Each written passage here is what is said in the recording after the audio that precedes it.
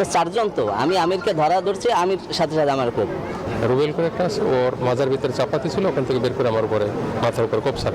তখন আমি আমার হাত দিয়ে ঠেকাই ওরে ধরে ফেলাই। রাজধানীর মোহাম্মদপুরে ছিনতাইকারীদের আস্তানায় অভিযানে গিয়ে হামলার শিকার হয়েছেন আদাবর থানার ভারপ্রাপ্ত কর্মকর্তা এবং এসআই। মঙ্গলবার দুপুরে মোহাম্মদপুরের ডেল্টা গার্মেন্টসের পেছনে এই ঘটনা ঘটে।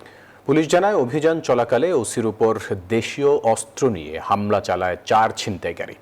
তাকে বাঁচাতে গিয়ে আক্রান্ত হন এসআই তরুণও।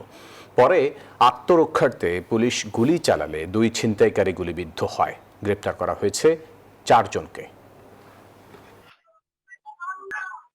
সিসিটিভি ফুটেজে দেখা যায়, মঙ্গলবার সকালে রাজধানীর শেকের থেকে ফ্লেক্সিলুডের দোকানে হামলা চালায় সন্ত্রাসীরা।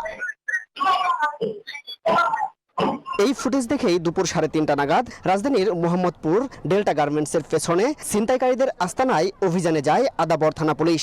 এ সময় দেশীয় অস্ত্র নিয়ে থানার ভারপ্রাপ্ত কর্মকর্তা জাহিদুলের উপর হামলা চালায় 4 ছিনতাইকারী। তাকে উদ্ধারে যায় এসআই তরুণ।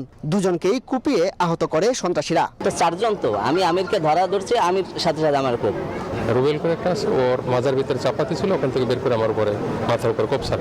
তখন আমি আমার হাত দিয়ে ঠেকাই ওরে ধরে ফেলাই।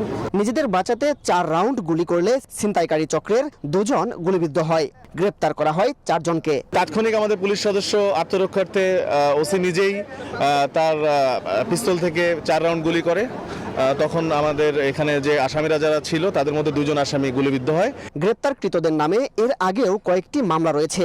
ঘটনায় সম্পৃক্ত বাকিদের গ্রেফতারে অভিযান চলছে বলেও জানায় পুলিশ। আরও অভিযান অব্যাহত রাখবো এবং এই অপরাধ যারা ঘটিয়েছে কিংবা তাদের সহযোগী যারা পালিয়েছে তাদেরকে ধরার জন্য আমাদের এই অভিযান অব্যাহত থাকবে।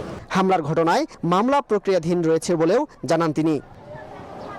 মাসুদ সুমন, নিউজ 24, ঢাকা।